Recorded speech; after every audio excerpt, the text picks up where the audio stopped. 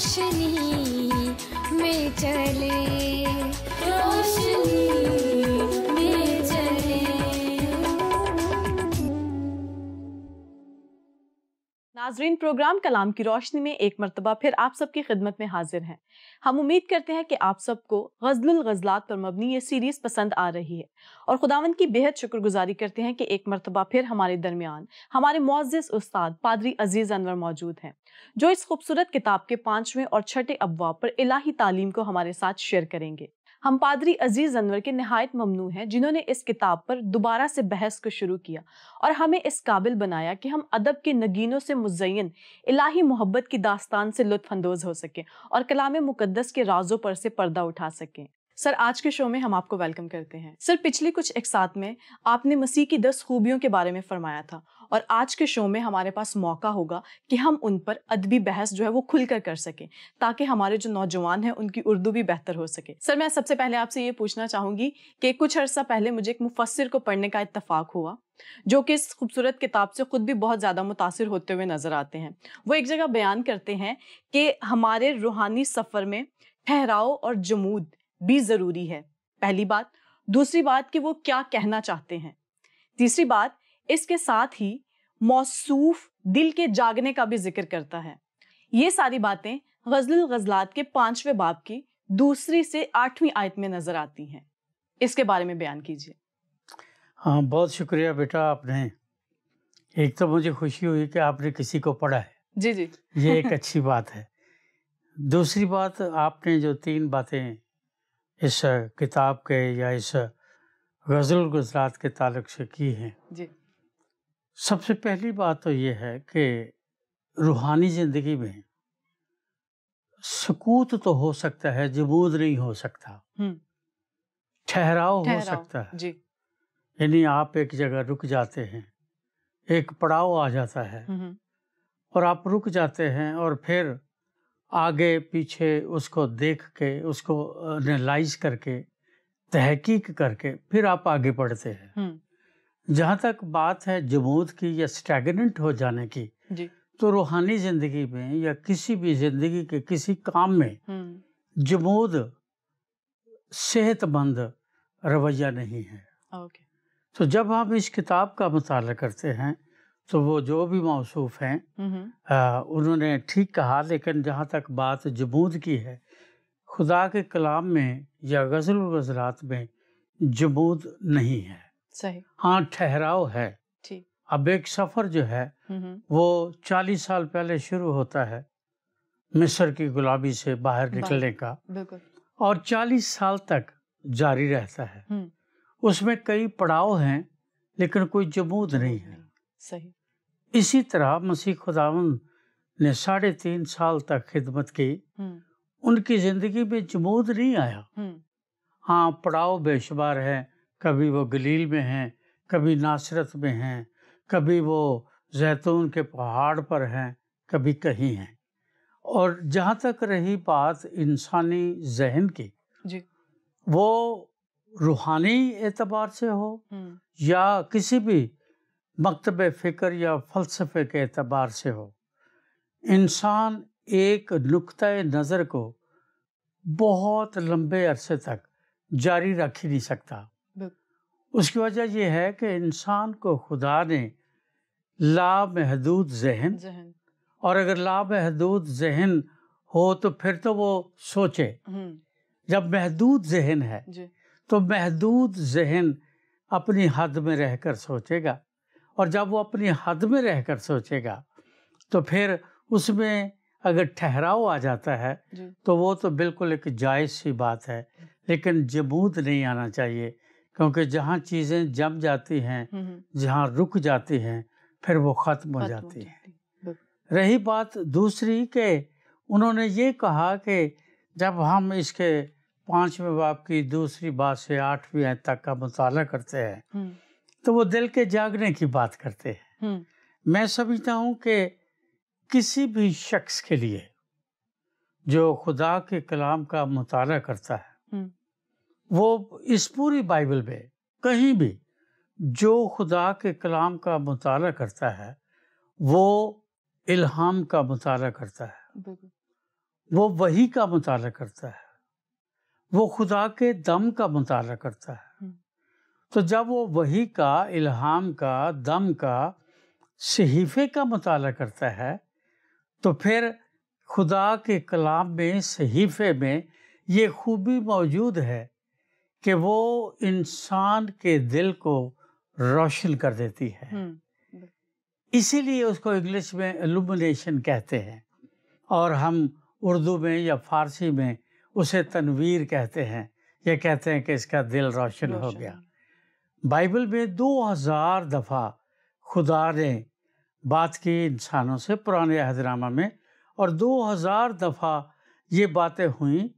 کہیں وہ ان کے ساتھ وہ آبجیکٹس کے ذریعے بات کرتا ہے، کہیں براہ راست بات کرتا ہے، کبھی وہ جانوروں کے ذریعے بات کرتا ہے، کبھی وہ خواب اور رویا کے ذریعے بات کرتا ہے، اور کبھی حزقیل اور دانیل کہتے ہیں کہ میں خدا کے روح میں آ گیا۔ یوحنا عارف اپنے کتاب میں لکھتا ہے کہ میں خداوند کے روح میں آ گیا۔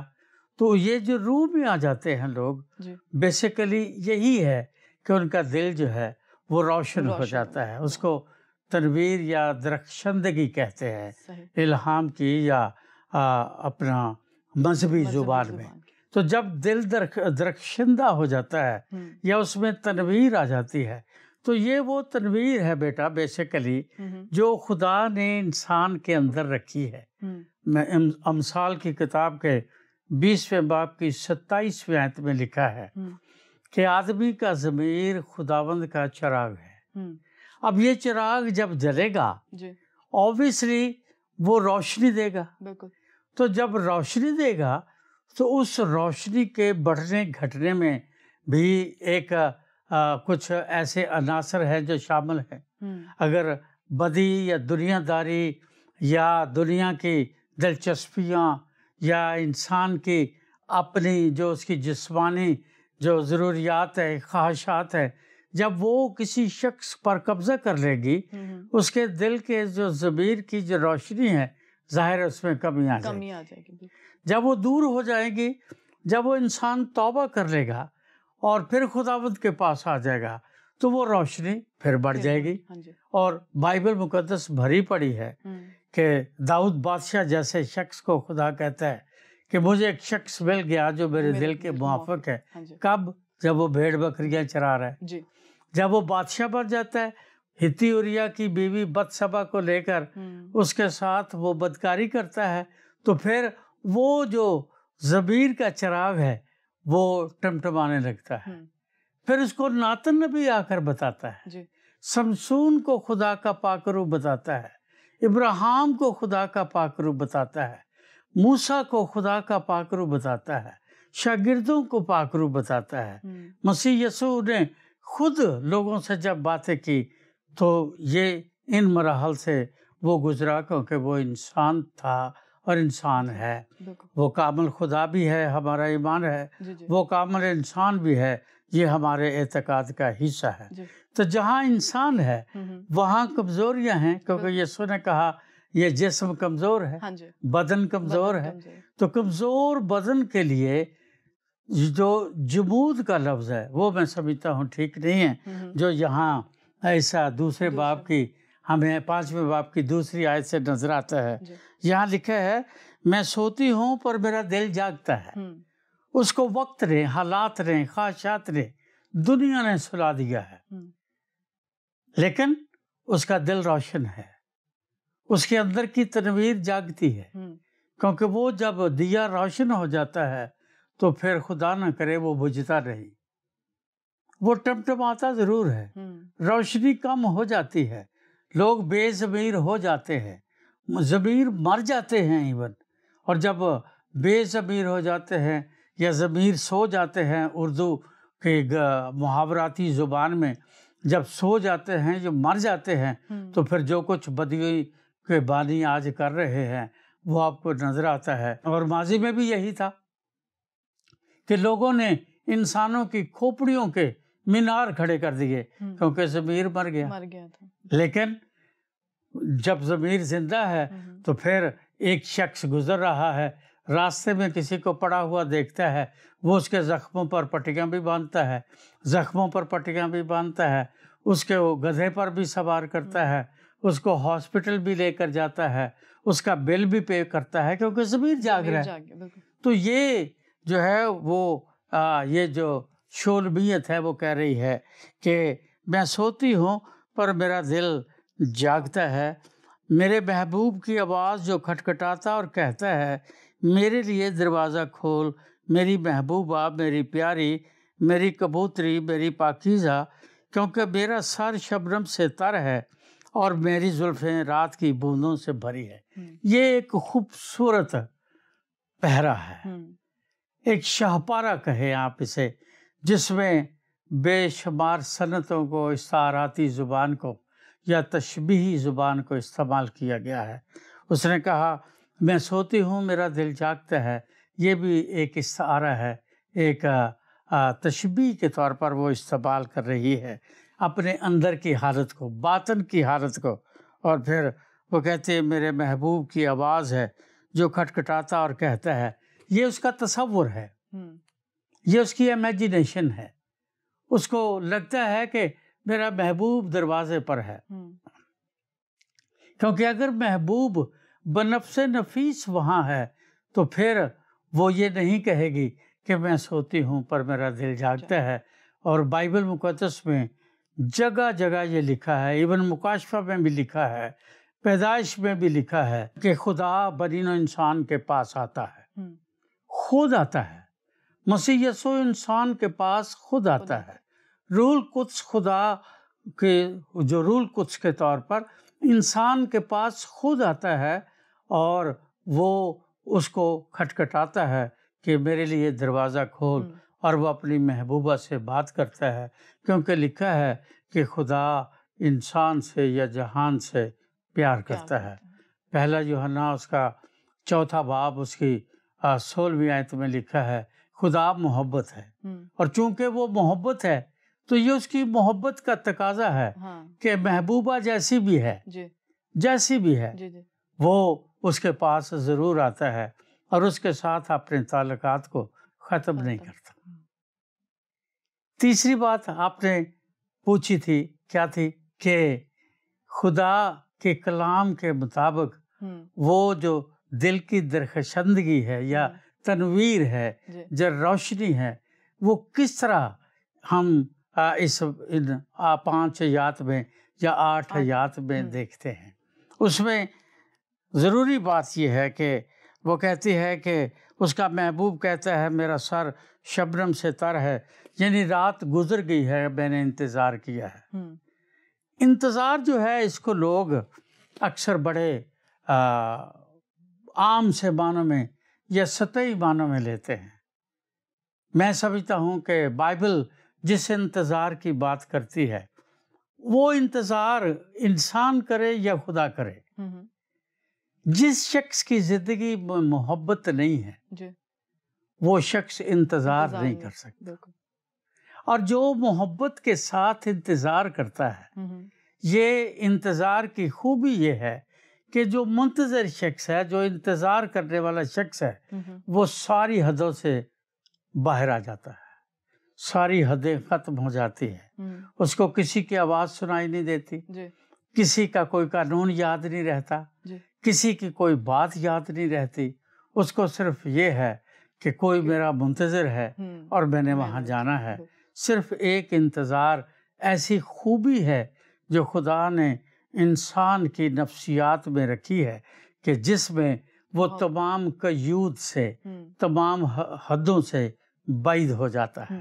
اب وہ کہتا ہے کہ میرا سر شبنم سے تر ہے، یعنی میں رات کو باہر کھڑا ہوں، اس تاریکی میں کھڑا ہوں، اس تاریکی میں، رات کی تاریکی میں کھڑا ہوں، بے شک میں اس دکھ میں ہوں، بے شک میں اس مصیبت میں ہوں، پر میں تجھ سے محبت رکھتا ہوں۔ اور چونکہ محبت کا تقاضا یہ ہے کہ میرے لیے دروازہ کھول۔ اور یہاں لکھا ہے کہ وہ کہتی ہے میں کپڑے اتار چکی، اب پھر کیسے پہنوں، میں تو اپنے پاؤں دھو چکی، اب ان کو کیوں میلا کروں۔ یہ جو 2 آیات ہیں لوگ اس پر بہت اعتراض کرتے ہیں کہ جی وہ کپڑے اتار چکی، میں تو اپنے پاؤں دھو چکی۔ بیسیکلی یہ خود کلامی ہے، اس کو اردو زبان میں یا گرامر میں ہم خود کلامی کہتے ہیں۔ جب اس کے کان میں محبوب کی آواز یا دروازے کی کھٹکھٹاہٹ کی آواز آتی ہے تو وہ پھر اپنے آپ سے بات کر رہی ہے، وہ محبوب کو نہیں بتا رہی، وہ کسی دوسرے سے بات نہیں کر رہی، وہ اپنے آپ سے خود کلامی کر رہی۔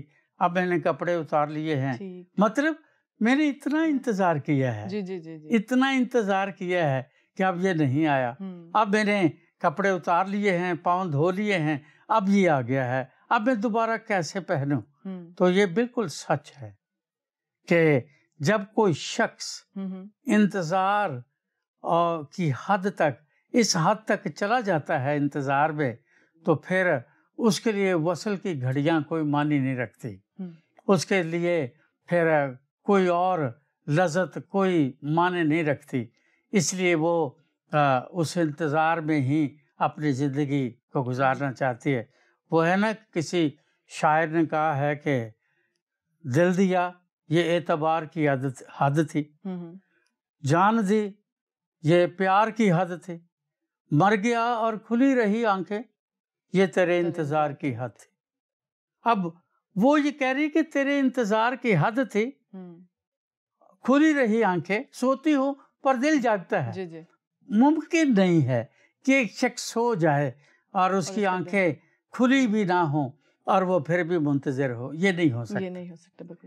ہاں، آنکھیں بند تو ہو سکتی ہیں پر انتظار کا جو ذائقہ ہے یا انتظار کا جو جذبہ ہے یا انتظار کی جو کیفیت ہے وہ کبھی ختم نہیں ہوتی۔ اور یہی وجہ ہے کہ بہت سارے لوگ کہتے ہیں جی ہم نے بہت ساری باتیں اپنے سپنوں میں، اپنے خوابوں میں دیکھی ہیں، تو وہ خود کلامی کی بات کر رہی۔ لیکن اس کے بعد جب ہم پڑھتے ہیں تو ان آیات میں لکھا ہے، میرے محبوب نے اپنا ہاتھ سوراخ سے اندر کیا اور میرے دل و جگر میں اس کے لیے جنبش ہوئی، میں اپنے محبوب کے لیے دروازہ کھولنے کو اٹھی اور میرے ہاتھوں سے مر ٹپکا اور میری انگلیوں سے رقیق مر ٹپکا اور کفل کے دستوں پر پڑا، میں نے اپنے محبوب کے لیے دروازہ کھولا لیکن میرا محبوب مڑ کر چلا گیا تھا۔ یعنی وہ خود کلامی کی بات تھی، اب وہ خود کلامی کی بات نہیں کر رہی، اب وہ اپنی اس کیفیت کو بیان کرتی ہے، وہ اپنے محبوب کے لیے اپنی اس کیفیت کو بیان کرتی ہے جو وہ محسوس کرتی ہے۔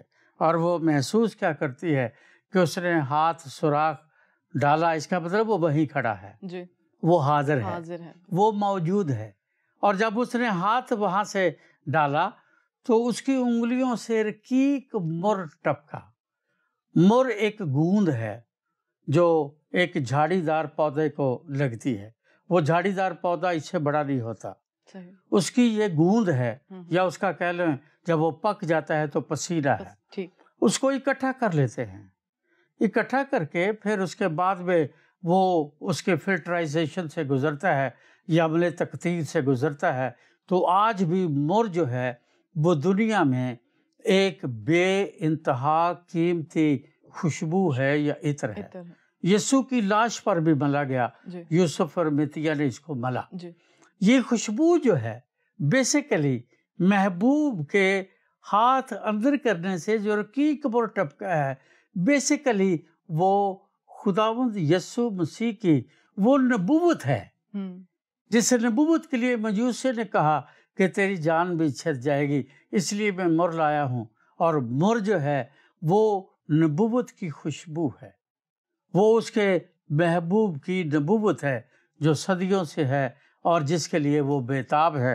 اور وہ کہتی ہے کہ میں نے تیرے کلام کی خوشبو کو پڑھا ہے، میں نے تیرے کلام کی، تیری رویا کی، تیری محبت کے کلام کو پڑھا ہے، اس لیے میرے دل و جگر میں جنبش ہوئی ہے۔ تیرے کلام نے میرے جو باطن کی حالت ہے اس کو بدل دیا ہے۔ پھر لکھا ہے، میں اپنے محبوب کے لیے دروازہ کھولنے کے لیے اٹھی اور میرے ہاتھوں سے مر ٹپکا اور میری انگلیوں سے رقیق مر ٹپکا اور کفر کے دستوں پر پڑا۔ جب خدا کا کلام یرمیہ کہتا ہے ہتھوڑے کی طرح پڑتا ہے تو کفر ٹوٹ جاتے ہیں، تالے ٹوٹ جاتے ہیں، چٹانیں تڑک جاتی ہیں، ٹوٹ جاتی ہیں۔ وہ کہتی ہے کہ جب میں اٹھی تو اس مر سے تمام دروازے کھل گئے، تمام تالے ٹوٹ گئے، ساری حد بندیاں، ساری رکاوٹیں، سارے بیریئرز جاتے رہے، ساری رکاوٹیں جاتی رہیں، اور میں اپنے محبوب کی آواز کو سن کر اس کے پیچھے ہو لی، اور پھر میں نے اپنے محبوب کے لیے دروازہ کھولا۔ اور ظاہر ہے جب اپنے محبوب کے لیے دروازہ کھولا تو دراصل وہ دیر ہو چکی تھی۔ ہم متی کے انجیل کے 25ویں باب میں پڑھتے ہیں 10 کنواریوں کی کہانی، جن میں ہم 5 کنواریوں کو بیوقوف ہی اسی لیے کہتے ہیں، ورنہ وہ بیوقوف نہیں ہیں۔ 10 کی 10 چنی گئی ہیں، 10 کی 10 کنواریاں ہیں، پاک دامن ہیں، راستہ باز ہیں، 10 کے پاس مشلیں ہیں، 10 کے پاس دیے ہیں، 10 کے پاس آئل ہے۔ ان میں اور 5 میں فرق یہ ہے کہ جو ڈیلیڈ ٹائم ہے، جو دلہا نے دیر لگائی ہے، جو ڈیلیڈ ٹائم ہے وہ اس کے لیے تیار نہیں ہے۔ فرق صرف یہ ہے، اس لیے بیوقوف ہے۔ باقی 5 جو ہیں وہ ڈیلیڈ ٹائم کے لیے ریڈی ہیں۔ اب یہ ڈیلیڈ ٹائم اس نے ڈیلے کیا ہے اور وہ چلا گیا ہے۔ اور لکھا ہے وہ 5 جب دروازے پر گئیں، انہوں نے کھٹکھٹایا تو اندر سے آواز آئی کہ میں تمہیں نہیں جانتا، کیونکہ ان کے پاس مشلوں میں آئل نہیں ہے۔ جب تک انسان کی زندگی میں، جب تک محبوبہ کی زندگی میں، جب تک کلیسیا کی زندگی میں راست بازی اور ایمان اور پاک روح کا تیل نہیں ہوگا، محبوب اس کے لیے دروازہ نہیں کھولے گا۔ اس لیے یہ مکاشفہ میں وہ کلیسیا کو لکھتا ہے، میں نے تیرے لیے ایک دروازہ کھول رکھا ہے، میرے کھولے ہوئے کو کوئی بند نہیں کر سکتا، اور میرے بند کیے ہوئے کو کوئی کھول نہیں سکتا۔ اور یہ سچ ہے، آج بھی نبوت کا یہ دروازہ کھلا ہوا ہے، آج بھی میرے لیے اور آپ کے لیے اور بے شمار انسانوں کے لیے موقع ہے کہ وہ اٹھیں، اپنی سستی چھوڑیں، اپنی نیند چھوڑیں، اور اس محبوبہ کی طرح، اس دلہن کی طرح یسوع دلہے کو قبول کریں، تاکہ ان کے لیے دروازہ کھلا رہے۔ کیونکہ یہاں یہ ہے، یہ انتہائی ایک صدمے کی ٹریجڈک بات ہے کہ جب وہ اٹھی تو دروازہ بند ہو گیا تھا اور محبوب جو تھا وہ جا چکا تھا۔ اور پھر لکھا ہے کہ میں نے اپنے محبوب کے لیے دروازہ کھولا، لیکن میرا محبوب مڑ کر چلا گیا تھا۔ اور پھر لکھا ہے جب وہ بولا تو میں بے حواس ہو گئی۔ کیا بولا؟ کہ دروازہ بند ہو گیا ہے۔ اور ایک خاص بات وہاں لکھی ہے، وہاں لکھی ہے میں تم کو نہیں جانتا۔ یہ پاسبل نہیں ہے کہ ایک محبت کرنے والا شخص اپنی محبوبہ سے کہے میں تمہیں نہیں جانتا۔ جس نے اپنی محبوبہ کے لیے اپنا تن، اپنا من، اپنی شکل اور صورت، یسایہ کے 53ویں باب کی صورت کو اگر آپ پڑھ کر دیکھیں تو وہاں لکھا ہے کہ نہ کوئی شکل و صورت ہے، کچھ بھی نہیں ہے، کیونکہ میں نے تو اسے پیار کیا ہے اور میں نے تیرے لیے اپنی جان دی ہے۔ تو جو جان دیتا ہے وہ سب سے بڑی محبوبہ کے لیے یہ بدقسمتی کی بات یہ ہے کہ وہ اٹھتی ہے، کھولتی ہے، لیکن وہ نہیں ہے، اور دروازہ بند ہو جائے یہ کسی بھی وقت ممکن ہے۔ اگر کوئی شخص زندہ ہے اس کے لیے زندگی کا دروازہ کسی وقت بھی بند ہو سکتا ہے۔ اس لیے کسی شاعر نے کہا ہے کہ اجالے اپنی یادوں کے ہمارے ساتھ رہنے دو، نہ جانے کس گلی میں زندگی کی شام ہو جائے۔ اور آج بھی ایمانداروں کی زندگی میں یہ شام کبھی بھی ہو سکتی، قیامت نہ آئے، پر ہم مر گئے تو ہماری تو قیامت ہو گئی، جو مر گیا تو قیامت ہو گئی۔ تو یہی ہے اس میں بیٹا کہ جو اس کو پڑھتا ہے اس کے لیے ضروری ہے وہ کلام کی، نبوت کی، الہام کی، اس صحیفے کی اس خوشبو کو حاصل کرے، اور پھر اس میں اس طرح رچ بس جائے کہ دنیا کے سارے جھنجھٹوں سے آزاد ہو کر اپنے محبوب کا انتظار کرے. زبردست. بہت شکریہ سر, بہت ہی خوبصورتی سے اور بہت وضاحت سے آپ نے اس کو بیان کیا. ایک اور بات ہمیں یہ بتاتے چاہیں کہ روحانی باتوں کو سمجھنے کے لیے ایسی زبان کیوں استعمال کرنی پڑ جاتی ہے جو مشرقی معاشروں میں کسی خیال کو بیان کرنے کے لیے ہچکچاہٹ کا باعث ہو؟ بہت اچھی بات, بہت اچھا سوال کیا آپ نے بیٹا. پہلی بات تو یاد رکھیں کہ دنیا میں جتنے بھی مذاہب ہیں جی, وہ ایک ہے, دو ہے, یا ہزاروں میں ہیں. ہاں جی. سارے کا اوریجن جو ہے وہ مشرق ہے. ٹھیک. تو مذاہب مشرق میں پیدا ہوں یا کہیں بھی ہوں, لیکن وہ بنی نوع انسان کے لیے ہیں. صحیح. تو رہی بات مشرقی معاشروں میں, تو یہ معاشرہ کیا ہے؟ ارسطو کی زبان میں معاشرہ کیا ہے؟ جی. معاشرہ انسان کا رہن سہن کا طریقہ کار ہے جس کو ہم معاشرہ کہتے ہیں. اس کا مطلب یہ طریقہ کار تو وقت کے ساتھ بدلتا ہے. جی جی. اور جب بدلتا ہے تو پھر اس کے لیے وہی زبان استعمال کرنی پڑتی ہے. اس لیے اس زبان کو مشرقی معاشروں کے لیے نہ کہیں بلکہ ساری دنیا کے مذاہب اور انسانوں کے لیے کہیں تو زیادہ اچھا ہے. صحیح. دوسری بات, ہم ہمیشہ انہی باتوں سے روحانیت کی طرف بڑھتے ہیں, مجاز سے روحانیت کی طرف بڑھتے ہیں. آپ نے خدا کو کبھی نہیں دیکھا, لیکن آپ 10-12 قسم کے پھول دیکھتے ہیں, ایک ہی زمین میں لگے ہیں, ایک ہی ان کی مٹی ہے, ایک ہی پانی ہے, ایک ہی مالی ہے, سب کی خوشبو فرق ہے. جی. تو بالکل اسی سے ہم سمجھتے ہیں کہ خدا کی اپنی صفات کیا ہوں گی یا کیا ہیں, یا کس طرح ہم خدا کو جان سکتے ہیں.